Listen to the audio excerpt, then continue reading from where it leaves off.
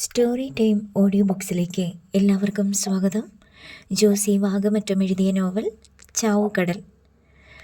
3 കോടി രൂപയാണ് കൊച്ചിൻ ഫിനാൻസിൽ നിന്ന് കാരക്കാട്ട് സൈമൺ തരകന് വായ്പയായി അനുവദിച്ചത്. പക്ഷേ തുക ഒന്നിച്ചു കൊടുക്കില്ല. നിർമ്മാണ പ്രവർത്തനങ്ങൾ നടക്കുന്നതിനനുസരിച്ച് പല ഗഡുക്കളായി മാത്രമേ ഫണ്ട് റിലീസ് ചെയ്യുകയുള്ളൂ. ചെല്ലിക്കടപ്പുറത്തോട് ചേർന്നുള്ള തെങ്ങും പുരയിടമാണ് ലോണിനായി സൈമൺ തരകൻ ഈടുവെച്ചത്.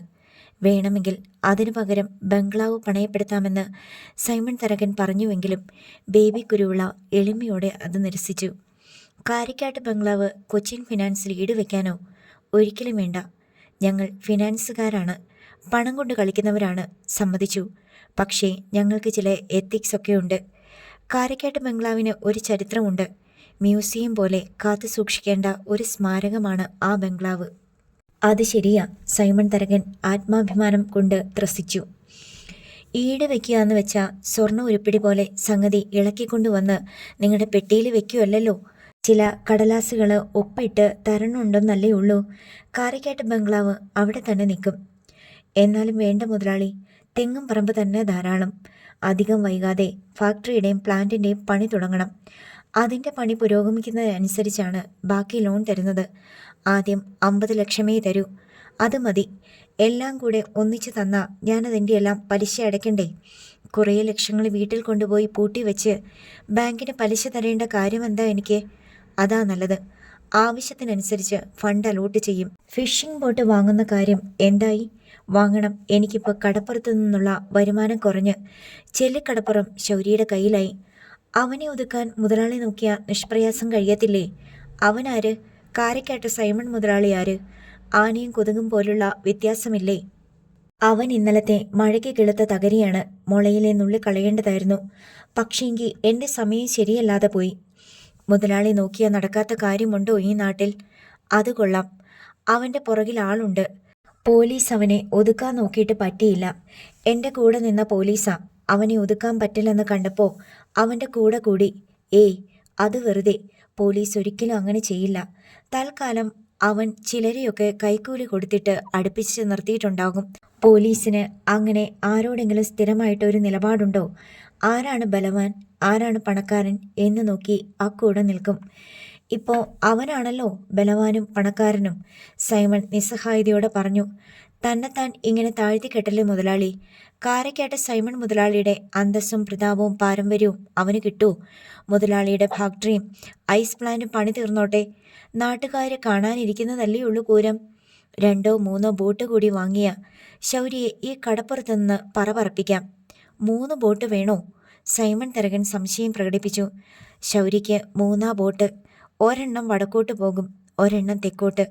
അറബിക്കടലിൽ മാത്രമല്ല അവന് മീൻപിടുത്തം. ലക്ഷദ്വീപ് കടലിലും പോയി അവൻ മീൻ വാരുന്നുണ്ട്. അവനെ കൊണ്ട് സാധിക്കുമെങ്കിൽ മുതലാളിക്ക് പറ്റത്തില്ലേ?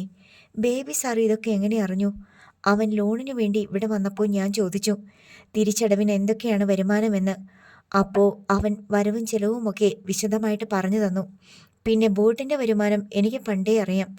കൊച്ചിയിൽ ഞാൻ കുറേ ട്രോളറുകാർക്ക് ലോൺ കൊടുത്തിട്ടുണ്ട്.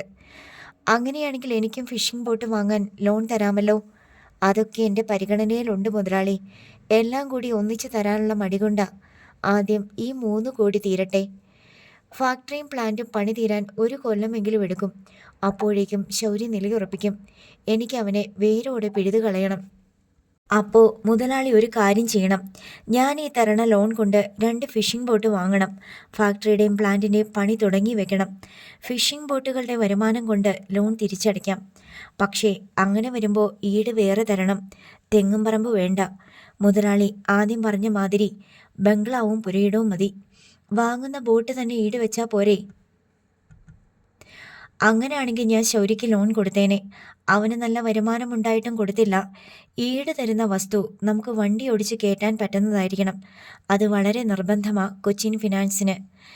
അത് ഞാൻ ഒന്നുകൂടെ ആലോചിച്ചിട്ട് പറയാം. സൈമൺ തരകൻ ചിന്താധീനനായി. വൈകരുത്. ശൗര്യ നാളെ വരും ലോണിന്. ഉള്ള കാശ് സൈമൺ മുതലാളിക്ക് കൊടുത്തു പോയിന്ന് പറഞ്ഞാൽ എനിക്ക് ഒഴിഞ്ഞു മാറാം. ഞാൻ വൈകാതെ പറയാം.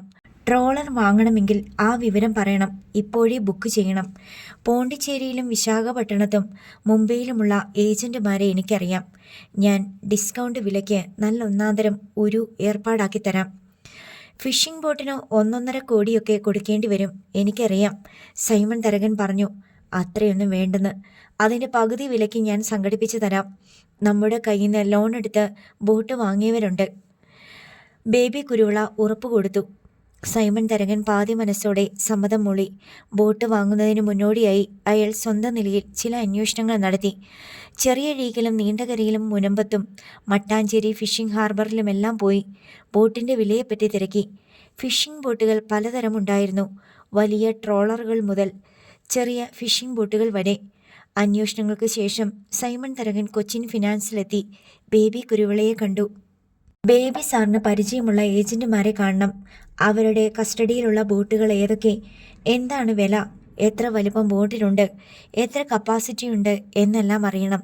അതിനെന്താ, മുതലാളി പറയുന്ന ദിവസം ഞാൻ അവരെ വരുത്താം. അവർ മുതലാളിയെ കൂട്ടിക്കൊണ്ട് വിൽക്കാനുള്ള ഉരുവെല്ലാം കാണിച്ചു തരും. കണ്ട് തൃപ്തിപ്പെട്ട് വാങ്ങിയാൽ മതി. ഒടുവിൽ അക്കാര്യം തീരുമാനമായി. മൈക്കേലിൻ്റെ വീടുമുറ്റം വരെ ശൗരിക്കുട്ടി ബൈക്ക് ഓടിച്ചാണ് ചെന്നത്. ബൈക്കിൽ നിന്നിറങ്ങാതെ അവൻ ഹോൺ അടിച്ചു. അതിനുശേഷം സ്വിച്ച് കീ ഓഫാക്കി ഇറങ്ങി. ബൈക്ക് സ്റ്റാൻഡിൽ വെച്ചു. ഹെൽമറ്റ് തലയിൽ നിന്നെടുത്തു. വാതിൽ തുറന്നു കിടക്കുകയായിരുന്നു. മേബിൾ വന്ന് എത്തി നോക്കി. ശൗരിക്കുട്ടിയെ കണ്ടതും അവളുടെ മിഴികൾ വിസ്മയം കൊണ്ട് വിടർന്നു. ശൗരി ചിരിച്ചുകൊണ്ട് അടുത്തേക്ക് ചെന്നു. എന്താടി നീ ആദ്യം കാണുന്ന പോലെ? അവൻ എന്തിയേ? മൈക്കേൽ പുറത്തോട്ട് പോയതാ, ഇപ്പോൾ വരും. നീ ഇപ്പോൾ ജോലിക്ക് പോണില്ലല്ലോ? ചേർത്തലേക്ക്. ചേട്ടായിനോട് പറഞ്ഞില്ലേ അവിടെ എന്നെ ജോലിക്ക് വിടണ്ടെന്ന്? നിനക്ക് പോണായിരുന്നോ? വേണ്ട, എനിക്കിഷ്ടമല്ല. പിന്നെ വേറെ ഒരു നിവൃത്തിയില്ലാഞ്ഞിട്ടാ പോയിക്കൊണ്ടിരുന്നേ. അതെന്താ നിനക്കിഷ്ടമില്ലാത്തത്?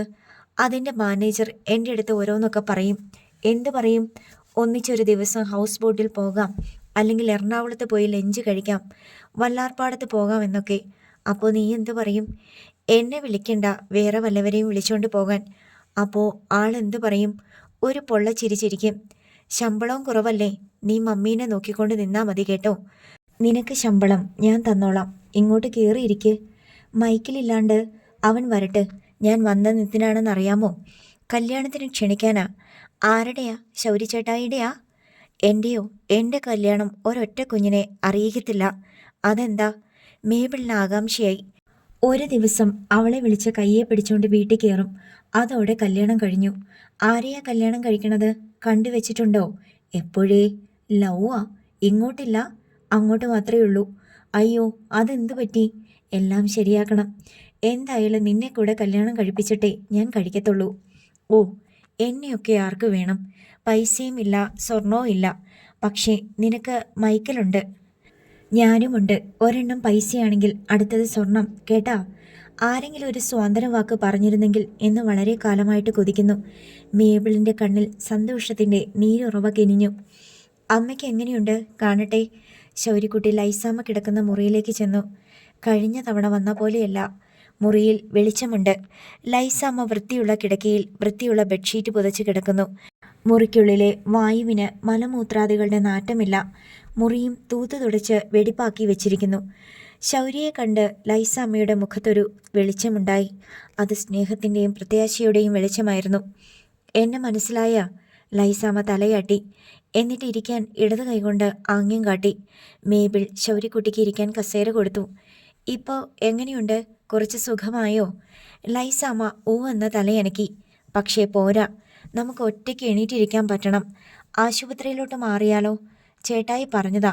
അപ്പം മമ്മിക്ക് പേടി, ഒരുപാട് പൈസ ചിലവാകുമെന്ന് മേബിൾ വെളിപ്പെടുത്തി. പൈസ നോക്കണ്ട, നമുക്ക് ഏതെങ്കിലും ആയുർവേദ ആശുപത്രിയിൽ പോകാം. കൂടെ നിൽക്കാൻ ഇവളുണ്ടല്ലോ. ഇവളെ കെട്ടിച്ചു വിട്ടാൽ പിന്നെ ആരുണ്ട്?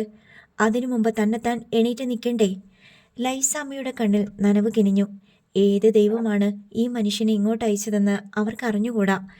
ഇത്ര പുണ്യം കിട്ടാൻ താനോ തൻ്റെ മകനോ എന്തു ചെയ്തു? വീട്ടിൽ വന്നപ്പോൾ ഒരു നേരം ചോറ് വിളമ്പിക്കൊടുത്ത ഓർമ്മ പോലും മനസ്സിൽ നിന്ന് മാഞ്ഞു പോയിരിക്കുന്നു. ആൻ്റപ്പൻ്റെ മകൻ പീറ്ററിനെ ലൈസാമ്മയ്ക്ക് കുറച്ചുകൂടി ഓർമ്മയുണ്ട്. അവൻ ഇടയ്ക്കിടയ്ക്ക് മൈക്കേലിനെ തിരക്കി വീട്ടിൽ വരുമായിരുന്നു. മൈക്കേലും പീറ്ററും 9ാം ക്ലാസ്സിൽ പഠിക്കുന്ന കാലത്ത് ഒരു സംഭവമുണ്ടായി. ഒരു ദിവസം പീറ്റർ മൈക്കേലിൻ്റെ വീട്ടിൽ വന്നപ്പോൾ മേബിളിനെ ഏതോ ഇരുട്ട് കോണിൽ വെച്ച് കെട്ടിപ്പിടിക്കുകയും ഒരു ഉമ്മ കൊടുക്കുകയും ചെയ്തു. മേബിൾ അന്ന് 6ാം ക്ലാസ്സിലാണ്. പരിഭ്രമിച്ചു പോയ അവൾ കരഞ്ഞുകൊണ്ട് അക്കാര്യം ലൈസാമ്മയോട് പറയുകയും ലൈസാമ്മ മൈക്കിളിനോട് ഇനി പീറ്ററെ വീട്ടിൽ കയറ്റരുതെന്ന് വിളിക്കുകയും ചെയ്തു. ആ കൂട്ടുകെട്ട് അങ്ങനെയാണ് അവസാനിച്ചത്. അതിൽ പിന്നെ പീറ്റർ മൈക്കേലിൻ്റെ വീട്ടിലേക്ക് വന്നിട്ടുമില്ല. മൈക്കേൽ പീറ്ററോട് മിണ്ടിയിട്ടുമില്ല. മമ്മി എന്നതാ ഓർക്കുന്നേ? ശൗര്യക്കുട്ടി ചോദിച്ചു. ഒന്നുമില്ലെന്ന് ലൈസാമ്മ കൈകൊണ്ട് ആംഗ്യം കാട്ടി. മുറ്റത്ത് സൈക്കിളിൻ്റെ ബെൽ ശബ്ദം കേട്ടു. ചേട്ടായി വന്നു. മേബിൾ വാതിൽക്കലേക്ക് ഓടി. മൈക്കേൽ സൈക്കിൾ സ്റ്റാൻഡിൽ വെക്കാൻ ശ്രമിച്ചിട്ട് പൂഴിമണലിൽ സ്റ്റാൻഡ് പൂഴ്ന്നു പോവുകയാണ്. അതിൻ്റെ സ്പ്രിങ് പോയതിനാൽ ബാലൻസ് കിട്ടുന്നില്ല. മൈക്കേൽ സൈക്കിൾ അരഭിത്തിയിലേക്ക് ചാരി വെച്ചു. മുറ്റത്തിരിക്കുന്ന ബൈക്ക് ആകെയൊന്ന് നോക്കി. അപ്പോഴേക്കും മേബിൾ തുള്ളിച്ചാടി വന്നു. ആരുടെ അടി ബൈക്ക്? ശൗര്യച്ചേട്ടായി വന്നിട്ടുണ്ട്. ആ കുടുംബത്തിന് ഏറ്റവും പ്രധാനപ്പെട്ട ഒരു ബന്ധു എത്തിച്ചേർന്നതിൻ്റെ ആഹ്ലാദം പങ്കുവെക്കുന്നത് പോലായിരുന്നു അവളുടെ പറച്ചിൽ. എപ്പോ വന്നടി? ഒരു 10 മിനിറ്റ്. ദാ അമ്മയുടെ മരുന്നൊക്കെ കിട്ടിയിട്ടുണ്ട്, കൊണ്ടുപോയി വെക്കേ. കയ്യിലിരുന്ന പാക്കറ്റ് അവൻ മേബിളിനെ ഏൽപ്പിച്ചു. മൈക്കേൽ ചെന്നപ്പോൾ ശൗര്യക്കുട്ടി ലൈസാമ്മയുടെ കൈപ്പത്തി തലോടിക്കൊണ്ട് കട്ടിലിനരികെ ഇരിപ്പുണ്ട്. ശൗര്യക്കുട്ടി എപ്പോ വന്ന്? ഞാൻ പുറത്തോട്ട് പോയതാ അമ്മയുടെ മരുന്ന് വാങ്ങിക്കാൻ. എടി പെണ്ണേ, നീ ശൗര്യക്കുട്ടിക്ക് ചായ കൊടുത്തോ? ഇല്ല, ഇപ്പം കൊടുക്കാം. അവിടെ നില്ല്, ഞാൻ ആദ്യം ഒരു കാര്യം പറഞ്ഞാട്ട്. ശൗര്യക്കുട്ടി മേബിളിനെ തടഞ്ഞു. അടുത്തതിൻ്റെ പിന്നത്തെ ഞായറാഴ്ച എൻ്റെ ചേച്ചിയുടെ കല്യാണമാ. നിങ്ങൾ ആങ്ങളെയും പെങ്ങളും കൂടി വരണം. മമ്മിക്ക് വരാൻ പറ്റത്തില്ലെന്നറിയാം. മമ്മി ആ സമയത്ത് ആശുപത്രിയിലായിരിക്കും. ആശുപത്രിയിലോ? മൈക്കേൽ കണ്ണുമിഴിച്ചു. ആ, അത് ഞാൻ മമ്മിയോട് പറഞ്ഞിട്ടുണ്ട്. നാളെ ഒരു ആംബുലൻസ് വരും ഇവിടെ. നീ അന്നേരം മമ്മിയെ അതിൽ കയറ്റിക്കൊണ്ട് പോണം. ആശുപത്രിയിൽ നിന്ന് തിരിച്ചു വരുമ്പോൾ മമ്മി വീട്ടിലോട്ട് നടന്നു കയറണം. മൈക്കേൽ ഏതോ കടങ്കഥ കേൾക്കുന്ന മട്ടിൽ ശൗര്യക്കുട്ടിയെ തന്നെ നോക്കിയിരുന്നു. മേബിൾ ചായ ഇടാൻ പോയി. മൈക്കേൽ ശൗര്യക്കുട്ടിയെ വിളിച്ച് ഇരിപ്പുമുറിയിൽ വന്നിരുന്ന് സംസാരിച്ചു. എടാ, നിനക്കിപ്പം പീറ്ററുമായിട്ട് പഴയ അടുപ്പമൊന്നുമില്ലേ? നിന്റെ പഴയ കൂട്ടുകാരനല്ലായിരുന്നോ? എന്നെ തഴഞ്ഞിട്ട് അവൻ്റെ കൂടെ പോയതാണല്ലോ നീ അതൊക്കെ ഇപ്പോഴും മനസ്സിൽ വെച്ചുകൊണ്ടിരിക്കല്ലേ ശൗര്യക്കുട്ടി? നമ്മളൊക്കെ അന്ന് കുട്ടികളല്ലേ, തിരിച്ചറിവില്ലാത്ത പ്രായം. നാണം കെട്ട എന്തെല്ലാം കാര്യങ്ങൾ ചെയ്തിട്ടുണ്ട്. എടാ മൈക്കലേ, അതെനിക്ക് മറക്കാൻ പറ്റത്തില്ലടാ. എൻ്റെ എല്ലാ കാലത്തെയും ഏറ്റവും വലിയ സങ്കടം അത്. അതുകൊണ്ട് പറഞ്ഞു പോകുന്നതാ. നിന്നോട് എനിക്ക് ഒരു പിണക്കവും ഇല്ല. അത് നീ പറയാതെ തന്നെ എനിക്കറിയാം. പീറ്ററിനെ നീ ഇപ്പോൾ കാണാറില്ലേ? കാണാറുണ്ട്, മിണ്ടത്തില്ല. അതെന്തു പറ്റി? അവനൊരിക്കൽ മേബിളിൻ്റെ അടുത്ത് ഒരു തെമ്മാടിത്തരം കാണിച്ചു. അതിനുശേഷമാ അവൻ എന്തു ചെയ്തു? കെട്ടിപ്പിടിച്ചെന്നോ ഉമ്മ വെച്ചെന്നോ ഒക്കെ അവൾ മമ്മിയുടെ അടുത്ത് പറഞ്ഞത്. അവളൊന്ന് കൊച്ചല്ലേ, 5ലോ 6ലോ പഠിക്കുമ്പോഴാ. അവളോടുള്ള ഇഷ്ടക്കൂടുതൽ കൊണ്ട് ചെയ്തതായിരിക്കും. എടാ, എൻ്റെ പെങ്ങളാണെന്ന് ഓർക്കണ്ടേ അവൻ? അത് ശരിയാ. മേബിൾ ചായയുമായി വന്നു. ശൗര്യയ്ക്കും മൈക്കേലിനും ചായ കൊടുത്തു. ശൗര്യക്കുട്ടി ഒരു കവിൾ കുടിച്ചു. മേബിൾ അവൻ്റെ മുഖത്തേക്ക് ആകാംക്ഷയോടെ നോക്കി. ശൗര്യ അവളെ നോക്കി ചിരിച്ചു. എടി കൊള്ളാടി, നല്ല ചായയാ. പരീക്ഷ എഴുതി റിസൾട്ട് അറിയാൻ നിൽക്കുന്ന പോലെ നിൽക്കൂ അവള്. ശൗര്യ മൈക്കേലിനോട് പറഞ്ഞു. മേബിളിന് നാണം വന്നു. ഇനി ചായ തരുമ്പോൾ കടുപ്പം ലേശം കൂടെ കൂട്ടിക്കോ. ശൗര്യ പറയുന്നത് കേട്ട് മൈക്കേൽ ചിരിച്ചു. എന്നിട്ട് ശൗര്യക്കുട്ടിയോട് ചോദിച്ചു, നിനക്ക് കല്യാണം വല്ലതും ആയോ? ആയോന്ന് ചോദിച്ചാൽ ആയി, ഇല്ലെന്ന് ചോദിച്ചാൽ ഇല്ല. അതെന്താ അങ്ങനെ? അങ്ങനെ ആയിപ്പോയി. അറക്കിലെ ചാർലിയുടെ മോളെ നീ കല്യാണം കഴിക്കുമെന്ന് ഭീഷണിപ്പെടുത്തിയെന്നൊക്കെ ആരോ പറയണത് കേട്ടു. അതൊക്കെ ശരിയാ. ചാർലി സമ്മതിക്കുക? ഇല്ല. ചാർലിയുടെ മകളോ? അവളും സമ്മതിക്കത്തില്ല. പിന്നെ എങ്ങനെയാ? ബലമായിട്ട് കഴിക്കണം. അതെങ്ങനെയാ? ആ പെണ്ണിനെ കാരക്കാട്ട് സൈമൺ തരകൻ്റെ മകന് കല്യാണം പറഞ്ഞു വെച്ചിരിക്കുകയല്ലേ? ഓ, അതൊക്കെ നാട്ടിൽ പാട്ടാണല്ലേ. നീ ഉണ്ടാക്കി വെച്ച ബഹളത്തിൽ നിന്നായി ഇതെല്ലാം പുറത്തു വന്നത്. പോലീസ് സ്റ്റേഷനിലും സൈമൺ തരകൻ്റെ വീട്ടിലും അറക്കൽ ചാർലിയുടെ വീട്ടുമുറ്റത്തും ഒക്കെ നീ ചെന്ന് വെല്ലുവിളിച്ചാ. അങ്ങനെയൊക്കെ സംഭവിച്ചു പോയി. എന്നാലും ആ പെണ്ണിനെ ബലമായിട്ട് കിട്ടുക എന്ന് വെച്ചാൽ അത് നടക്കുവാ? നടക്കും. 3 തവണയായിട്ട് ഞാനത് നടത്തും. 3 തവണയോ? മേബിൾ അന്തം വിട്ടു. ആദ്യത്തെ അവൾ അറിയാതെ അത് നടന്നു കഴിഞ്ഞു. തുമ്പോളി കടപ്പുറത്ത് വെച്ച് ഒരു രാത്രി അവളെ എൻ്റെ കയ്യിൽ കിട്ടി. അന്ന് ഞാൻ അവളെ കിട്ടി. അതവൾ അറിഞ്ഞില്ല. അത് കല്യാണ നമ്പർ 1. ഇനി അവൾ മാത്രം അറിഞ്ഞുകൊണ്ട് ഒന്നുകൂടെ കിട്ടും. അത് കല്യാണ നമ്പർ 2. എല്ലാം കഴിഞ്ഞ് നാട്ടുകാരും വീട്ടുകാരും പള്ളിക്കാരും എല്ലാം അറിഞ്ഞുകൊണ്ട് ഒരു വെട്ടുകൂടി നടക്കും. അത് കല്യാണ നമ്പർ 3. നീ എന്നതാ ശൗര്യക്കുട്ടി ഈ പറയുന്നേ? എനിക്കൊന്നും മനസ്സിലാവണില്ല. എടാ മൈക്കേലേ, പണ്ട് ഞാനൊരു പെങ്കൊച്ചിനെ കടലിൽ നിന്ന് രക്ഷിച്ചില്ലേ സ്കൂളിൽ പഠിച്ചുകൊണ്ടിരുന്ന കാലത്ത്? ആ, അന്ന് സ്കൂളിലെ അസംബ്ലി വിളിച്ചു കൂട്ടിയിട്ട് ഹെഡ് മാസ്റ്റർ നിന്നെപ്പറ്റി അഭിനന്ദനം പറഞ്ഞല്ലോ. ആ പെങ്കൊച്ച ഈ പെങ്കൊച്ച് സോണിയ റോസ്. ആരോടും ചോദിക്കാതെ ഞാൻ അവളെ ഇങ്ങെടുത്തു. മൈക്കേൽ അതിശയത്തിൽ ശൗര്യക്കുട്ടിയുടെ മുഖത്തേക്ക് നോക്കിക്കൊണ്ടിരുന്നു. നീ ഇപ്പോൾ പുലിയല്ലേ ശൗര്യക്കുട്ടി? ശൗര്യക്കുട്ടി അത് കേട്ട് ചിരിച്ചു. എന്നിട്ട് പറഞ്ഞു, 1 മിനിറ്റ്. ശൗരി മുറ്റത്തേക്ക് ഇറങ്ങിപ്പോയി. 2 ടെക്സ്റ്റൈൽ ക്യാരി ബാഗുകൾ ബൈക്കിന്റെ ഹാൻഡിലിൽ തൂക്കിയിട്ടിരുന്നത് എടുത്തുകൊണ്ട് വന്നു. അതിലൊരെണ്ണം മേബിളിനെ ഏൽപ്പിച്ചു. അടുത്തത് മൈക്കേലിനെയും. കല്യാണത്തിനിടാനുള്ള ഡ്രസ്സാ. കൊള്ളാവുന്ന ഡ്രസ്സൊന്നുമില്ലെന്ന് പറഞ്ഞ് കല്യാണത്തിന് വരാതെ ഒഴിഞ്ഞു മാറില്ല. പിന്നെ ഇതുകൂടെ പിടിച്ചോ. ഒരു കീ ചെയിൻ എടുത്ത് ശൗര്യക്കുട്ടി മൈക്കേലിന്റെ നേർക്ക് നീട്ടി. ഇതെന്താണ്? മൈക്കേൽ ആശ്ചര്യപ്പെട്ടു. ആ ബൈക്കിന്റെ കീയാണ്. പുതിയ ബൈക്കാണ്. നിന്റെ പേരിലാണ് വാങ്ങിയത്. നീ ആ പഴഞ്ചൻ സൈക്കിളൊക്കെ മാറ്റിയിട്ട് ബൈക്കിൽ നടക്കണം. മൈക്കേൽ കീ ചെയിൻ വാങ്ങാൻ മടിച്ചു നിന്നു. മേബിളും അത് വിശ്വസിക്കാനാവാതെ അമ്പരപ്പിൽ നിൽക്കുകയാണ്. വാങ്ങിച്ചാടാ മൈക്കിളെ, ആ ബൈക്ക് നിനക്കുള്ളതാ. നാണക്കേടൊന്നും വിചാരിക്കണ്ട. ഈ ശൗര്യക്കുട്ടി ജീവിതത്തിൽ ആദ്യമായിട്ട് ഓടിച്ച ആ വണ്ടി നിന്റെ മുച്ചക്രൻ സൈക്കിളാ. അന്ന് ഞാൻ ഉറങ്ങിയിട്ടില്ല. വിമാനം ഓടിച്ച പവറിലായിരുന്നു അന്ന് മുഴുവൻ ഞാൻ.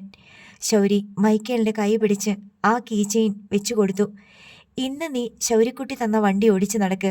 അങ്ങനല്ലേടാ കൂട്ടുകാരന്മാര്? മൈക്കേലിനൊന്നും മിണ്ടാൻ കഴിഞ്ഞില്ല. മനസ്സിൽ നന്ദിയും സ്നേഹവും വേദനയും സങ്കടവും എല്ലാം ഇളകി മറിയുന്നുണ്ട്. അവൻ നിസ്സഹായനായി മേബിളിനെ നോക്കി. അവളുടെ മിഴികൾ നിറഞ്ഞു വരുന്നുണ്ടായിരുന്നു. അപ്പ നാളെ ആംബുലൻസ് വരും. മമ്മീനെ ഒരുക്കി കിടത്തിയേക്കണം കേട്ടാ, ശൗരി 2 പേരോടുമായി പറഞ്ഞു. പോട്ടേടി മോളെ. മേബിളിനോട് പ്രത്യേകമായി പറഞ്ഞ് ശൗര്യക്കുട്ടി വീട് വിട്ടിറങ്ങി നടന്നുപോയി. മേബിൾ നിറമിഴികളോടെ നോക്കി നിന്നു. അവളുടെ കയ്യിലിരുന്ന ഡ്രസ് പാക്കറ്റിലേക്ക് ഒരു തുള്ളി അടർന്നു വീണു. അവൾ ആ ക്യാരി ബാഗ് നെഞ്ചോട് ചേർത്ത് പിടിച്ചു. ആൻ്റപ്പനും മകൻ പീറ്ററും കൂടി ഉച്ചയൂണ് കഴിഞ്ഞ് പുറപ്പെടാൻ ഇറങ്ങി നിൽക്കുമ്പോഴാണ് ഒരു റെനോസ് ഡസ്റ്റർ കാർ വീട്ടുമുറ്റത്തേക്ക് വന്നു നിന്നത്. കാറിൽ നിന്ന് ശൗര്യക്കുട്ടിയും ഡെന്നിച്ചനും ഇറങ്ങി. കാർ വന്ന ശബ്ദം കേട്ട് ആൻ്റപ്പൻ്റെ ഭാര്യയും ജോമോനും കൂടി സിറ്റൗട്ടിൻ്റെ വാതിൽക്കിലേക്ക് വന്നു. ശൗര്യക്കുട്ടി മുണ്ടിൻ്റെ തുമ്പെടുത്ത് കയ്യിൽ പിടിച്ചുകൊണ്ട് സിറ്റൗട്ടിന് നേർക്ക് ചെന്നു. എല്ലാവരും ഉണ്ടല്ലോ, നന്നായി. ജോമോനെ, നിന്റെ വാരിയലുകളൊക്കെ കത്തിക്കൂടിയോടാ? ആരും മിണ്ടുന്നില്ല, മുറുകി നിൽക്കുകയാണ്. ആരും പേടിക്കണ്ട, ഞാൻ വഴക്കിനൊന്നും വന്നതല്ല. എൻ്റെ പെങ്ങളുടെ കല്യാണമാ, അടുത്തതിൻ്റെ പിന്നത്തെ ഞായറാഴ്ച. കല്യാണക്കുറി കൊണ്ടുവന്നിട്ടുണ്ട്. ശൗര്യക്കുട്ടി കല്യാണക്കുറി എടുത്ത് നീട്ടി കാണിച്ചു. അത് വാങ്ങാൻ ആരും മുന്നോട്ട് വന്നില്ല. ശൗര്യക്കുട്ടി അത് സിറ്റൗട്ടിൽ കൊണ്ടുവച്ചു. നിങ്ങളെ ക്ഷണിക്കേണ്ടത് എൻ്റെ കടമയാ. നിങ്ങളുടെ മോളെ കല്യാണം കഴിച്ചിരിക്കുന്നത് എൻ്റെ ചേട്ടനാണല്ലോ. അതുകൊണ്ടാ ഞാൻ ഡെന്നി ചായനെയും കൂട്ടി വന്നത്. എല്ലാവരും കല്യാണത്തിന് വരണം. വന്നാൽ നമ്മൾ തമ്മിലുള്ള വഴക്ക് തീർന്നു പോകും. പീറ്റർ കലി പൂണ്ട് മുന്നോട്ട് വന്ന് സിറ്റൗട്ടിൻ്റെ വിളമ്പത്തിരുന്ന ക്ഷണക്കത്ത് തൊഴിച്ചു തെറിപ്പിച്ചു. നിന്റെ തന്തയ്ക്ക് കൊണ്ടു കൊടുക്കടാ നായിൻ്റെ മോനെ, അവൻ അലറി. അത് ഞാൻ വേറെ കൊടുക്കുന്നുണ്ട്, ശൗര്യക്കുട്ടി അക്ഷോഭ്യനായി പറഞ്ഞു. ഇറങ്ങിപ്പോടാ പട്ടി, ഞങ്ങളുടെ മുറ്റത്തുനിന്ന് ക്ഷണിക്കാൻ വന്നിരിക്കുന്നു. തെണ്ടി ചെറ്റ, നീ ആരാന്നാ വിചാരം? ശൗര്യക്കുട്ടി പീറ്ററിൻ്റെ അടുത്തേക്ക് ചെന്നു. പീറ്റർ ഒന്ന് പതറി. തീരുന്നെങ്കിൽ തീർന്നു പോട്ടേന്ന് വെച്ചാ വന്നത്. ഇപ്പം മനസ്സിലായി, ഇതങ്ങനെയൊന്നും തീരത്തില്ല. എടാ പീറ്ററെ, എനിക്ക് 2 വാരിയല് വേണം ഒടിക്കാൻ. അത് നിന്റെ തന്നെ ആയിക്കോട്ടെ. എൻ്റെ പെങ്ങളുടെ കല്യാണത്തിന് മുമ്പ് നിന്റെ വാരിയല് 2 എണ്ണം പൊട്ടിയിരിക്കും. കല്യാണം കഴിഞ്ഞ് നിന്റെ അപ്പൻ്റെ. സ്വരം തീരെ താഴ്ത്തിയാണ് ശൗര്യക്കുട്ടി സംസാരിച്ചത്. പിന്നെ നിന്റെ തന്തയുടെ കടയുണ്ടല്ലോ, കശാപ്പ് കട, ഇറച്ചി കച്ചവടം, ഇന്നത്തോടെ നിർത്തിക്കോ. നാളെ ഞാനത് പൂട്ടിക്കും. ശൗര്യ തിരിച്ചു വന്ന കാറിൽ കയറി. കാർ മുറ്റത്തിട്ട് തിരിച്ചു. അത് ഇരമ്പി കുതിച്ച് വന്ന പോലെ മടങ്ങി. അർത്തുങ്കൽ ജംഗ്ഷനിൽ നിന്ന് ബീച്ചിലേക്ക് പോകുന്ന റോഡിൻ്റെ ഇടതുവശത്ത് പുതിയൊരു ഇറച്ചിക്കട, ജീസസ് മീറ്റ് സ്റ്റാൾ. ഉദ്ഘാടനവും വിളംബരവും ഒന്നുമില്ല. ഒരു രാത്രി ഇരുണ്ട് വെളുത്തപ്പോൾ ജീസസ് മീറ്റ് സ്റ്റാൾ അവിടെയുണ്ട്. ഇരുമ്പ് കൊളുത്തുകളിൽ തൂക്കിയിട്ടിരിക്കുന്ന പോത്തും കാലുകളും താഴെ നിലത്ത് ഭിത്തിയോട് ചേർത്ത് ചാരി വെച്ചിരിക്കുന്ന പോത്തിൻ തലകളും ഉണ്ട്. ചിക്കനും പോർക്കും മട്ടനും വേറെയും ഉണ്ട്. അത് ജീസസ് മിനി സ്റ്റാളാണ്. ഒരു പരസ്യവും ഇല്ലാതിരുന്നിട്ടും ആർത്തങ്കലെ ജനങ്ങൾ പെട്ടെന്ന് സംഗതി അറിഞ്ഞു. ആകെ ഉണ്ടായിരുന്ന ഒരേയൊരു പരസ്യം ഇറച്ചിക്കടയ്ക്ക് മുന്നിൽ വലിയ ചുവന്ന അക്ഷരത്തിൽ എഴുതി വെച്ച വില വിവര പട്ടികയായിരുന്നു. എല്ലാ ഇനം ഇറച്ചികൾക്കും കൊല്ലംപറമ്പിൽ ആൻ്റപ്പൻ്റെ സ്റ്റാളിനേക്കാൾ 1 കിലോ തൂക്കത്തിന് 100 രൂപ കുറച്ചാണ് വിൽക്കുന്നത്. ആൻ്റപ്പൻ്റെ കടയിൽ പോത്തിറച്ചി കിലോ 300 രൂപയാണെങ്കിൽ ജീസസ് മീറ്റ് സ്റ്റാളിൽ വിൽക്കുന്നത് കിലോ 200-നാണ്. നല്ല ഒന്നാന്തര കട. വൃത്തിയും വെടുപ്പും, ആളുകൾക്ക് നിരന്നു നിന്ന് വാങ്ങിക്കാനുള്ള സൗകര്യവും. മാത്രമല്ല, ആവശ്യപ്പെടുന്നവർക്ക് ഇറച്ചി നുറുക്കിയും കൊടുക്കും. ആൻ്റപ്പൻ്റെ മീറ്റ് സ്റ്റാളിൽ തിരക്കാണെങ്കിൽ വീട്ടിൽ കൊണ്ടുവച്ച് നുറുക്കിയാൽ മതി. ഇവിടുത്തെ തിരക്ക് കാണാൻ വയ്യേ എന്ന് ചോദിക്കും. ജീസസ് മീറ്റ് സ്റ്റാളിൽ എത്ര തിരക്കാണെങ്കിലും കസ്റ്റമർക്ക് ഇറച്ചി നുറുക്കി കൊടുക്കും. ഇറച്ചി തൂക്കുമ്പോൾ 100-150 ഗ്രാം മുൻ തൂക്കവും ഇട്ടുകൊടുക്കും. ജീസസ് മീറ്റ് സ്റ്റാളിൻ്റെ സവിശേഷതകൾ കേട്ടറിഞ്ഞതോടെ ആൻ്റപ്പൻ്റെ ഇറച്ചിക്കടയ്ക്ക് മുന്നിൽ വാങ്ങാൻ നിന്നവർ കൂടി പതിയെ തല ചൊറിഞ്ഞു പിന്തിരിഞ്ഞു. ജീസസ് മീറ്റ് സ്റ്റാളിൽ ഇറച്ചിയുടെ കൊഴുപ്പെല്ലാം മാറ്റി നന്നാക്കി നല്ല ഇറച്ചി തന്നെ കൊടുക്കും. ആൻ്റപ്പൻ പക്ഷേ തിക്കിനും തിരക്കിനും ഇടയിൽ കൂടി ചെലവാകാത്ത പീസുകൾ കൂടി ഒതുക്കത്തിൽ തള്ളി വെച്ചു കൊടുക്കും. പുറമേ കൊഴുപ്പൊന്നും കാണാത്ത വിധം ഇറച്ചി പിളർന്ന് കൊഴുപ്പുള്ള ഭാഗങ്ങൾ മറച്ച് തൂക്കിക്കൊടുക്കും. ജീസസ് മീറ്റ് സ്റ്റാളിൽ എല്ലാം സുതാര്യമാണ്. ഞായറാഴ്ച രാവിലെ 8-10 പോത്തിനെയും 100-150 കോഴികളെയും 4-5 പന്നികളെയും 15ഓളം ആടുകളെയും കശാപ്പ് ചെയ്ത് ഇറച്ചിയാക്കി കൊളുത്തുകളിൽ തൂക്കിയിട്ടിരിക്കുകയാണ് ആൻ്റപ്പൻ്റെ മീറ്റ് സ്റ്റാളിൽ. രാവിലെ ജീസസ് മീറ്റ് സ്റ്റാളിനെ പറ്റി അറിയാതെ ചിലരൊക്കെ വാങ്ങിച്ചു കൊണ്ടുപോയി. 7 മണിക്ക് ശേഷം ഒറ്റയാളും കടയിലേക്ക് വരാതായി. കയ്യിലൊരു പ്ലാക്കാർഡും പിടിച്ച് ജംഗ്ഷനിൽ ഒരുത്തൻ നിൽപ്പുണ്ടായിരുന്നു. ജീസസ് സൂപ്പർ ഇറച്ചി മീറ്റ് സ്റ്റാൾ, കിലോ 100 രൂപ കുറവ്. അതിൽ എഴുതിയിട്ടുള്ളൂ. പുഴയ്ക്ക് കുറുകെ തടയണ കെട്ടി കനാലിലൂടെ വെള്ളം തിരിച്ചുവിട്ട പോലെയായി. പോക്രിത്തരമല്ലേ കാണിക്കുന്നേ? അങ്ങോട്ട് ചെന്ന് ചോദിച്ചാലോ? ആൻ്റപ്പൻ്റെ ആൺമക്കൾ രോഷാകുലരായി. കിലോയ്ക്ക് 100 രൂപ കുറച്ച് വിൽക്കാൻ അവൻ്റെയൊക്കെ തന്തയുടെ ഫാമിൽ നിന്ന് ഫ്രീ ആയിട്ട് കൊണ്ടുവന്നതാണോ? തമിഴ്നാട്ടിലെ വില പറഞ്ഞു വാങ്ങുന്ന ചരക്ക് തന്നെയല്ലേ? എടാ മക്കളെ, എടുത്തു ചാടല്. ആരാ എന്താ എന്നൊക്കെ അന്വേഷിക്ക്. എന്നിട്ട് മതി. കിലോയ്ക്ക് 100 രൂപ കുറച്ച് എത്ര നാൾ കച്ചവടം നടത്തും? ഒറ്റയാഴ്ച കൊണ്ട് പൂട്ടിപ്പോയില്ലെങ്കിൽ എൻ്റെ പേര് ആൻ്റപ്പൻ എന്നല്ല. നമ്മൾ ചോദിക്കണ്ടേ? പീറ്റർ നിന്ന് ജ്വലിച്ചു. ആരോട് ചോദിക്കാൻ? എടാ, ഇത് അവൻ്റെ പണിയല്ലേ, ശൗരിയുടെ. അവൻ നിന്നെ വെല്ലുവിളിച്ചോണ്ടല്ലേ പോയത് കട പൂട്ടിക്കുന്ന്. ആ ശരിയാണല്ലോ. അത് ഇങ്ങനെയാണെന്ന് അപ്പ വിചാരിച്ചില്ലല്ലോ. ഏതവനാ കട പൂട്ടിക്കാൻ വരണേന്ന് നോക്കിയിരിക്കുമായിരുന്നു ഞാൻ. ഇക്കണക്കിന് പോയാൽ നമ്മൾ പൂട്ടേണ്ടി വരും, ജോമോൻ പറഞ്ഞു. അവൻ എത്ര ദിവസം വില കുറച്ച് വിൽക്കും? വെല്ലുവിളിയുടെ സ്വരത്തിൽ ആൻ്റപ്പൻ മക്കളോട് ചോദിച്ചു. അവൻ നമ്മുടെ കട പൂട്ടിക്കും പപ്പ. ലക്ഷക്കണക്കിന് രൂപ നഷ്ടം വന്നാലും അവനത് സഹിക്കും. അതിനു വേണ്ടിയാ അവൻ അങ്ങനെ ഒരു കടയിട്ടത്. അവൻ അവിടെങ്ങാനും നിപ്പുണ്ടോ? ആൻ്റപ്പൻ തിരക്കി. അവനെ കാണാനേ ഇല്ല. നമ്മൾ ഇന്നേ വരെ കണ്ടിട്ടില്ലാത്തവരാ അവിടെ ജോലിക്ക് നിൽക്കണത്, ജോമൻ പറഞ്ഞു. അവൻ പുറകിൽ നിന്നോണ്ട് ചെയ്യിക്കുക. നമുക്കും 100 രൂപ വെച്ച് കുറച്ച് വിറ്റാലോ പപ്പ? അല്ലെങ്കിൽ പിടിച്ചു നിൽക്കാൻ പറ്റത്തില്ല, പീറ്റർ ചോദിച്ചു. നീ എന്താടായി പറയുന്നേ? എങ്ങനെ മുതലാകാനാ? അല്ല, ആദ്യം കുറച്ച് ദിവസത്തേക്ക് മാത്രം. അവൻ പിന്നെ 50 രൂപയും കൂടെ കുറച്ചെങ്കിലോ?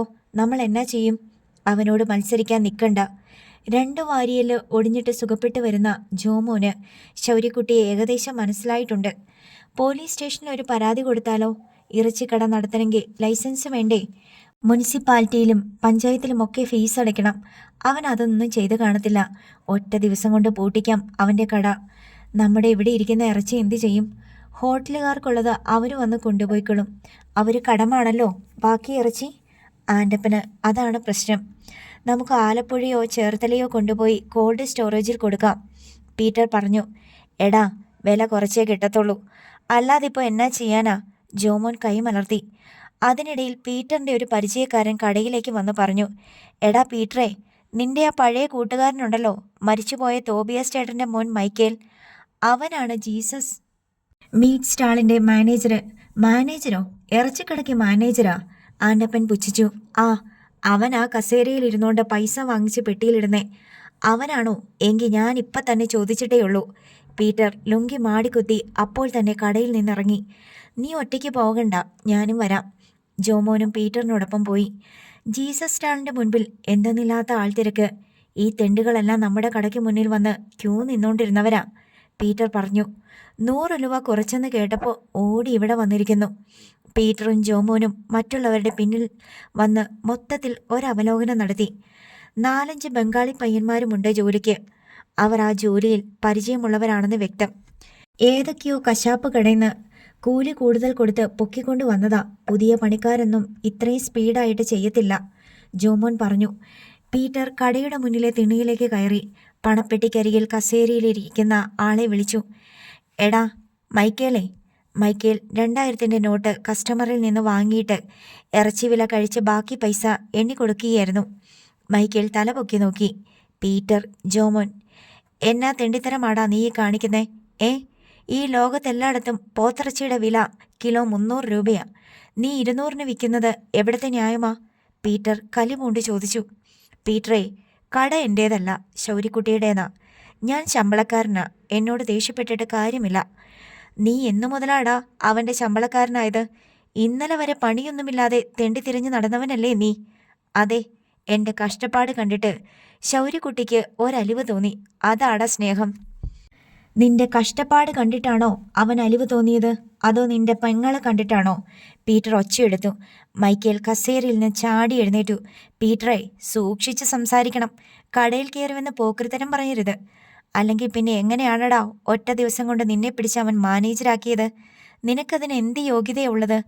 നിന്റെ സ്വഭാവമല്ല പീറ്ററെ ശൗരിക്കുട്ടിയുടേത്. നീ എന്താ എൻ്റെ വീട്ടിൽ കയറി വന്ന് ചെയ്തതെന്ന് എനിക്കറിയാം. നിനക്ക് എന്തറിയാമെന്നാടാ? നിന്റെ പെങ്ങളെ കെട്ടിപ്പിടിച്ച് ഞാൻ ഉമ്മ കൊടുത്തിട്ടുണ്ടെന്ന്. അത്രയല്ലേ നിനക്കറിയത്തുള്ളൂ? ഞാൻ അതിലും കൂടുതൽ പലതും ചെയ്തിട്ടുണ്ടടാ. മൈക്കേലിൻ്റെ ഹൃദയം മുറിഞ്ഞു. അഭിമാനം വ്രണപ്പെട്ടു. കടയിലുള്ളവരും ഇറച്ചി വാങ്ങാൻ വന്നവരും കേൾക്കെയാണ് മൈക്കേൽ കസേരയിൽ നിന്ന് എഴുന്നേറ്റു. തൊട്ടപ്പുറത്ത് മരമുട്ടിയിലിരുന്ന കശാപ്പ് കത്തിയെടുത്തു. നീ എന്ത് ചെയ്തിട്ടുണ്ടടാ? പറയടാ. മൈക്കേൽ അലറിക്കൊണ്ട് പീറ്ററിൻ്റെ നേർക്ക് വന്നു. ഇവിടെ നിൽക്കണ്ട, വാടാ. ജോമോൻ അനുജൻ്റെ കൈക്ക് പിടിച്ച് വലിച്ചുകൊണ്ട് റോഡിലേക്കിറങ്ങി. അവിടെ നിന്നുകൊണ്ട് പീറ്റർ പിന്നെയും വിളിച്ചു പറഞ്ഞു. നിന്റെ പെങ്ങളോട് തന്നെ ചോദിച്ചു നോക്കടാ. അവള് പറയും ഞാൻ എത്ര രാത്രി അവൾക്ക് കൂട്ടുകിടന്നിട്ടുണ്ടെന്ന്. ചീറിക്കൊണ്ട് റോഡിലേക്ക് പാഞ്ഞ മൈക്കേലിനെ ആരൊക്കെയോ പിടിച്ചു നിർത്തി. കോപാന്തനായി മൈക്കേൽ അവരെ കുതറിക്കാൻ ശ്രമിച്ചു. ആ നിമിഷം പീറ്ററിനെ മുന്നിൽ കിട്ടിയെങ്കിൽ അവൻ്റെ തല വെട്ടുമെന്ന് തന്നെ തോന്നിച്ചു. കടയിൽ തിരിച്ചെത്തിയ ശേഷം ജോമോൻ അനുജനെ ശാസിച്ചു. നീ എന്നാ വർത്തമാനമാടാ പറഞ്ഞത്? എന്നാ പറഞ്ഞു? ആൻ്റപ്പൻ ചോദിച്ചു. മൈക്കേലിൻ്റെ പെങ്ങളെപ്പറ്റി അനാവശ്യം പറഞ്ഞെന്ന്, അത്രയും ആൾക്കാരുടെ മുന്നിൽ വെച്ച്. ജോമോൻ സംഭവം വിശദീകരിച്ചു. ഒരു തെറ്റുമില്ല, അത് പോരായിരുന്നു. എല്ലാം കേട്ടിട്ട് ആൻ്റപ്പൻ അഭിപ്രായപ്പെട്ടു. ശൗരിക്കുട്ടി വിളിച്ചപ്പോൾ അവൻ കൂടെ ചേർന്നില്ലേ? നമ്മളാണ് ഇവിടെ 10-40 വർഷമായിട്ട് ഇറച്ചിക്കട നടത്തുന്നതെന്ന് അറിയാത്തവനാണോ മൈക്കേൽ? അവൻ്റെ അപ്പന് പോലും അറിയാമായിരുന്നല്ലോ. നമ്മളെ വെല്ലുവിളിക്കാനും നമ്മുടെ കട പൂട്ടിക്കാനും വേണ്ടിയാണ് ശൗരി ഇറച്ചി കച്ചവടം തുടങ്ങിയതെന്നും അവൻ അറിയാമല്ലോ. അപ്പം അവന് അത് തന്നെ കിട്ടണം, പിന്നല്ലാതെ. പീറ്റർ അത് വരവ് വെച്ചു. നിങ്ങൾക്കും ഒരു പെങ്ങളുണ്ടായിരുന്നു. ശൗരി ഒറ്റയൊരുത്തൻ കാരണമാ അവള് പരുന്തംകാലയിൽ പോയത്, ആൻ്റപ്പൻ കൂട്ടിച്ചേർത്തു. നേരം ഉച്ചയാകാറായി. എടാ, ഹോട്ടലുകാര് ഇറച്ചിയെടുക്കാൻ വന്നില്ലല്ലോ? ആൻ്റപ്പന് സംശയമായി. ചേർത്തലയിൽ നിന്ന് പോലും ഹോട്ടലുകാർ വന്ന് ഇറച്ചി കൊണ്ടുപോയിക്കൊണ്ടിരുന്നതാണ്. ജോമോൻ ഹോട്ടലുകാരെ ഫോണിൽ വിളിക്കാൻ ശ്രമിച്ചു. ചിലർ ഫോൺ എടുത്തില്ല. ഒരു ഹോട്ടൽ ഉടമ പറഞ്ഞ മറുപടി ഇതായിരുന്നു. ഞങ്ങൾക്ക് ഇറച്ചി വേറെ കിട്ടി, നിങ്ങൾ തരുന്നതിലും പകുതി വിലയ്ക്ക്, അതും വളരെ നല്ല സാധനം. ആൻ്റപ്പൻ മലച്ചുപോയി. എടാ മക്കളെ, ഹോട്ടലുകാർക്കും വേണ്ടെന്ന് ശൗരി പോയി അവിടെയും വെട്ടി. എന്തായാലും നമുക്കിത് ഒന്ന് അന്വേഷിക്കണം. ഇന്നിപ്പം ഞായറാഴ്ചയല്ലേ, ഓഫീസൊക്കെ അവധിയാ. ശൗരിക്ക് ഇറച്ചി വെട്ടാനുള്ള ലൈസൻസ് ആര് കൊടുത്തു എന്നറിയണ്ടേ? പീറ്റർ വിട്ടുകൊടുക്കാൻ ഭാവമില്ല. എടാ, നമ്മുടെ ഇറച്ചി ഇവിടെ കിടന്ന് ചീഞ്ഞു പോവും. അതെന്ത് ചെയ്യുമെന്ന് പറ. 4-4.5 ലക്ഷം രൂപയുടെ മുതലാ. ആൻ്റപ്പന് ഇന്നത്തെ കാര്യമാണ് വലുത്. ഞങ്ങൾ ആലപ്പുഴയിലും ചേർത്തലയും പോയി കോൾഡ് സ്റ്റോറേജുകാരെ കണ്ടിട്ട് വരാം. പീറ്ററും ജോമോനും അപ്പോൾ തന്നെ പോകാൻ തയ്യാറായി. ഉച്ച തിരിഞ്ഞ് ശൗരിക്കുട്ടി ബൈക്കിൽ ആൻ്റപ്പൻ്റെ മീറ്റ് സ്റ്റാളിന് മുന്നിലെത്തി. ആടുമാടുകളുടെ മുറിച്ച കൈകാലുകളും ഇറച്ചിയും ഇരുമ്പ് കൊളുത്തുകളിൽ തൂങ്ങിക്കിടക്കുന്നത് കണ്ട് ശൗരിക്കുട്ടി കടത്തിണ്ണയ്ക്കടുത്തേക്ക് ബൈക്ക് ചേർത്ത് നിർത്തി. അതിൽ നിന്നിറങ്ങാതെ ചോദിച്ചു. അണ്ണനിന്ന് കച്ചവടം വളരെ മോശമല്ലയോ അണ്ണാ? ആൻ്റപ്പൻ പീറ്റർ കടയ്ക്കകത്ത് നിന്നുകൊണ്ട് അല്പം ഭീതിയോടെ ശൗരിക്കുട്ടിയെ നോക്കി. പഴയ കാഴ്ചപ്പാടിലല്ല ആൻ്റപ്പൻ ഇപ്പോൾ ശൗരിക്കുട്ടിയെ കാണുന്നത്. അവനൊന്ന് നിശ്ചയിച്ചാൽ അത് ചെയ്തിരിക്കും എന്ന് ഇന്നത്തോടെ അയാൾക്ക് വിശ്വാസം വന്നു. എൻ്റെ പെങ്ങളുടെ കല്യാണം ക്ഷണിക്കാൻ വേണ്ടി തൻ്റെ വീട്ടിൽ വന്നപ്പോൾ ഞാൻ പറഞ്ഞത് ഓർമ്മയുണ്ടോ? തൻ്റെ ഇറച്ചിക്കട പൂട്ടിക്കുമെന്ന്. ആടും മാടും കോഴിയും കൂടെ കുറഞ്ഞത് 3 ലക്ഷം രൂപയുടെ മുതലെങ്കിലും കാണുമല്ലോ ഈ തൂങ്ങിക്കിടക്കണത്. ഇത് താൻ വീട്ടിൽ കൊണ്ടുവച്ച് പുഴുങ്ങി തിന്നലേ നടക്കത്തുള്ളൂ. നീ പോടാ വൃത്തികെട്ടവനെ. നീ നിന്റെ ഇറച്ചിക്കടയിൽ പോയി പ്രസംഗിക്ക്. എന്റെ കടേന്റെ മുമ്പിൽ വന്നു നിന്നോണ്ട് വീരവാദം പറയണ്ട. ഞാൻ അങ്ങോട്ട് പോവുക. തന്റെ മക്കള് കോൾഡ് സ്റ്റോറേജ് പിടിക്കാൻ പോയിട്ടുണ്ടല്ലോ. അത് ശൗര്യക്കുട്ടി എങ്ങനെ അറിഞ്ഞുവെന്ന് ആൻ്റപ്പൻ ആശ്ചര്യപ്പെട്ടു നിൽക്കെ അയാളെ ഞെട്ടിച്ചുകൊണ്ട് അവൻ അടുത്ത വെടിയും പൊട്ടിച്ചു. ആലപ്പുഴ, ചേർത്തല, അമ്പലപ്പുഴ തുടങ്ങിയ സ്ഥലങ്ങളിലുള്ള സകല കോൾഡ് സ്റ്റോറേജും ശൗര്യക്കുട്ടി ഇന്ന് വാടകയ്ക്കെടുത്തിരിക്കുക. ഒന്നും കിട്ടത്തില്ല. തൻ്റെ ഇറച്ചി ചങ്ങനാശ്ശേരി കൊണ്ടുപോയി ലേലം ചെയ്യുക. പക്ഷേ അപ്പോഴേക്കും ചീഞ്ഞു തുടങ്ങും. തമ്മിൽ ഭേദം നിങ്ങൾ അപ്പനും മക്കളും കൂടെ വീട്ടിൽ കൊണ്ടുപോയി പുഴുങ്ങി തിന്നുന്നതാ. പോട്ടെ. ശൗര്യക്കുട്ടി ബൈക്കെടുത്ത് ജീസസ് മീറ്റ് സ്റ്റാളിലേക്ക് പോയി. അവിടുത്തെ കച്ചവടം ഏകദേശം തീരാറായി. ഇത്ര പെട്ടെന്ന് എല്ലാം വിറ്റ് തീർന്നോ? ശൗര്യക്കുട്ടി മൈക്കേലിനോട് തിരക്കി. നല്ല കച്ചവടമായിരുന്നു, മൈക്കേൽ പറഞ്ഞു. ആൻ്റപ്പൻ്റെ കടയിൽ എല്ലാ ഇരുമ്പ് കൊളുത്തിലും പോത്തുംകാലും മുഴുവനോടെ തൂങ്ങിക്കിടക്കുക. ഞാൻ അവിടെ പോയിട്ടാ വരുന്നേ. അവന്മാർ വല്ലതും പറഞ്ഞോ? ഇല്ല, കോൾഡ് സ്റ്റോറേജ് തപ്പിപ്പോയിരിക്കുകയാണ്. മൈക്കേൽ വരവ് ചെലവ് കണക്കുകളെല്ലാം എഴുതി കൂട്ടി വച്ചിട്ടുണ്ടായിരുന്നു.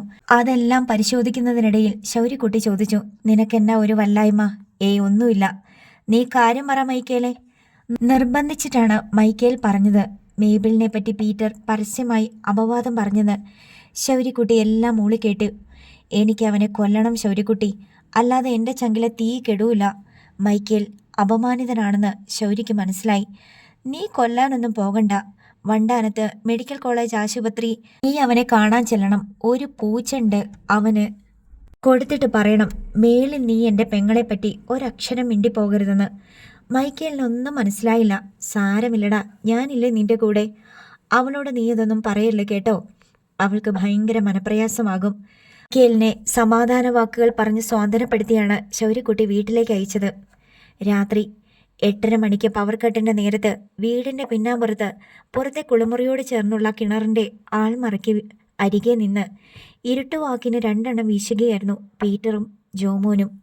പവർ കട്ട് എപ്പോഴാണോ അത് കഴിഞ്ഞാൽ ഉടനെ അത്താഴം. അതാണ് പതിവ്. പവർ കട്ടിൻ്റെ സമയത്ത് വീട്ടിലെ ചില വിളക്കുകളും ഫാനുകളും മാത്രം പ്രവർത്തിക്കും. ഇൻവെർട്ടർ സ്ഥാപിച്ചിട്ടുണ്ട്. അടുക്കളയിലും കിടക്കറയിലും മാത്രമേ ആ സംവിധാനമുള്ളൂ. ബാക്കിയുള്ളിടത്ത് ഇരുട്ടാണ്.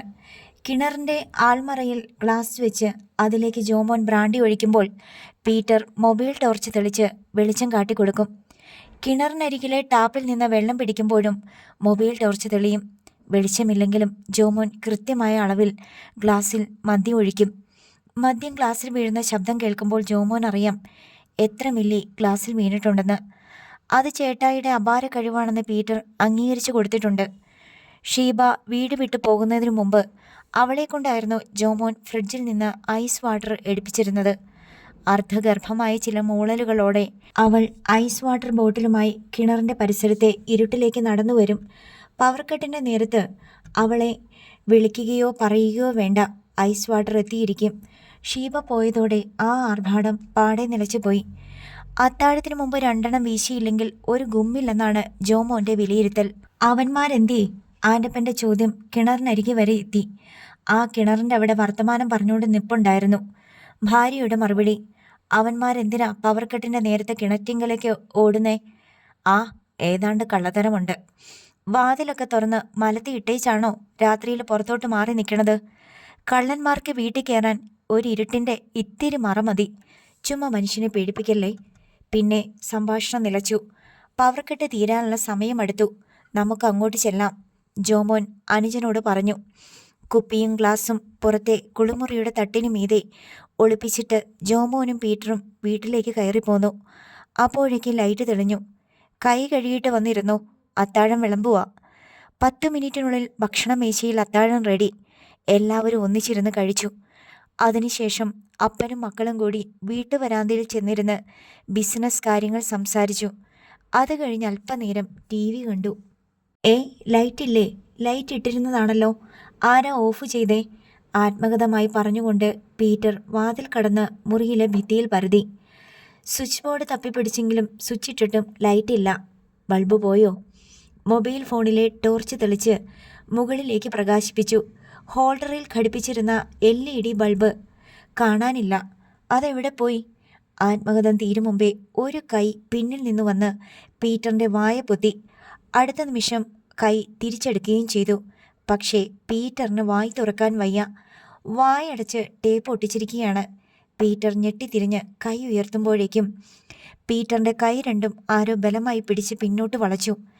കൈപ്പത്തികളിൽ ഓരോ പിരിക്കൽ, ജീവൻ പോകുന്ന വേദന. പീറ്ററിന് പിന്നെ അനങ്ങാൻ വയ്യ. മൊബൈൽ ഇതിനിടെ താഴെ വീണു പോയിരുന്നു. വാതിലടഞ്ഞു. മുറിക്കുള്ളിൽ ഒരു മൊബൈൽ ടോർച്ച് തെളിഞ്ഞു. മുഖം മൂടി വെച്ച ഒരാൾ വാതിലടയ്ക്കുന്നത് പീറ്റർ കണ്ടു. അതിനുശേഷം മേശപ്പുറത്ത് ഊരിവെച്ചിരുന്ന ബൾബ് എടുക്കുന്നു. അയാൾ കയ്യുറകൾ ധരിച്ചിട്ടുണ്ടെന്നും പീറ്റർ കണ്ടു. മുഖം മൂടിക്കാരൻ ബൾബ് യഥാസ്ഥാനത്ത് ഫിറ്റ് ചെയ്തു. മുറിയിൽ പ്രകാശമായി. പീറ്റർ അനങ്ങാൻ പറ്റാതെ ഒരേ നിൽപ്പാണ്.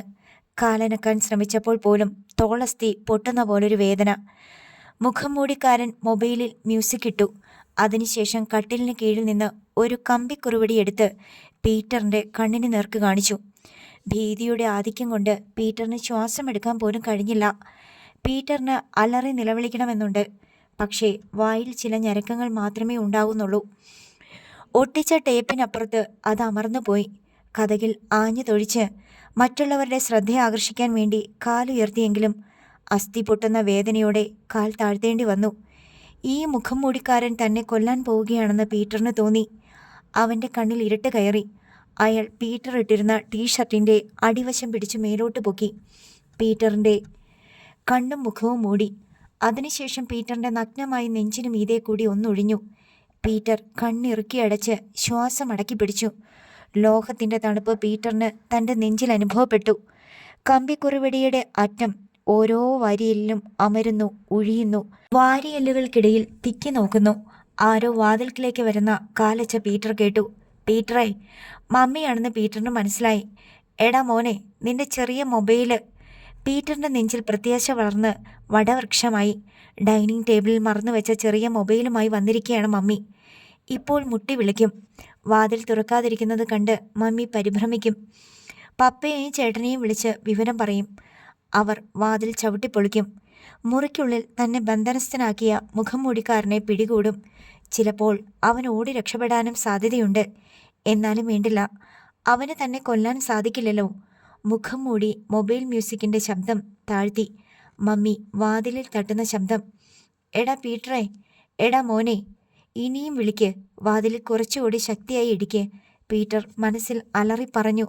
ഇത്ര പെട്ടെന്ന് ഉറങ്ങിയോ? മമ്മിയുടെ ആത്മകഥം കേട്ടതും പീറ്റർ നിരാശ കൊണ്ട് തളർന്നുപോയി. മമ്മിയുടെ അകന്നു പോകുന്ന കാലച്ച. മൊബൈൽ മ്യൂസിക്കിൻ്റെ ശബ്ദം വർദ്ധിച്ചു. പീറ്ററിന് ഒന്നും കാണാൻ വയ്യ. ടീഷർട്ട് മേലോട്ട് പൊക്കി മുഖം മറച്ചിരിക്കുകയാണ്. കമ്പിക്കുറുവടി പീറ്ററിൻ്റെ വാരിയെല്ലുകൾക്ക് മീതെ അമർന്നു. ഫോൺ തുടരെ റിങ് ചെയ്യുന്നത് കേട്ട് ജെയ്സമ്മ ഉണർന്നു. ജെയ്സമ്മയുടേത് സ്മാർട്ട് ഫോണല്ല. അത് വിളിക്കാനും മെസ്സേജ് അയക്കാനും വേണ്ടി മാത്രമുള്ള ടച്ച് പാടുള്ള സാധാരണ ഫോണാണ്. അലാം അടിക്കേണ്ട സമയമായില്ലല്ലോ എന്ന് വിചാരിച്ചുകൊണ്ട് ജെയ്സമ്മ അല്പനേരം അനങ്ങാതെ കിടന്നു. തൊട്ടപ്പുറത്ത് കിടന്ന് ആൻ്റപ്പൻ കൂർക്കം വലിക്കുന്നുണ്ട്. ഇമ്മാതിരി ഫോൺ ശബ്ദങ്ങളൊന്നും ആൻ്റപ്പൻ്റെ ഉറക്കത്തെ ഭേദിക്കാറില്ല. ജെയ്സമ്മ ലൈറ്റ് ഇടാതെ എഴുന്നേറ്റിരുന്നു. ജനാലപ്പടിയിൽ വെച്ചിരുന്ന ഫോൺ എടുത്ത് നോക്കി. പീറ്ററിൻ്റെ കോൾ. ജെയ്സമ്മ അമ്പരന്നു. ഹാളിനപ്പുറത്താണ് പീറ്ററിൻ്റെ മുറി. പാതിരാത്രിക്ക് ശേഷം അവൻ എന്തിനാണ് ഫോൺ വിളിക്കുന്നത്? അവൻ എഴുന്നേറ്റ് വന്ന് വാതിലിൽ മുട്ടിക്കൂടെ? അപ്പോഴാണ് ജെയ്സമ്മയ്ക്ക് ഓർമ്മ വന്നത്. പീറ്ററിൻ്റെ ചെറിയ ഫോൺ ഡൈനിങ് ടേബിളിൽ മറന്നു വെച്ചിട്ടുണ്ടായിരുന്നു. താൻ അതും എടുത്ത് ചെന്നപ്പോഴേക്കും അവൻ വാതിലടച്ച് കിടന്നിരുന്നു. പീറ്ററിൻ്റെ കോൾ നിലച്ചു. ജെയ്സമ്മ മൊബൈലിൻ്റെ ടോർച്ച് പ്രകാശിപ്പിച്ചുകൊണ്ട് എഴുന്നേറ്റു. ലൈറ്റിട്ടാൽ ഭർത്താവിനത് ശല്യമാകുമല്ലോ എന്ന് കരുതിയാണ്. അവർ വാതിൽ തുറന്നപ്പോഴേക്കും വീണ്ടും പീറ്ററിൻ്റെ കോൾ. ഡൈനിങ് റൂമിൽ ഇറങ്ങിയിട്ട് ജെയ്സമ്മ കോൾ എടുത്തു.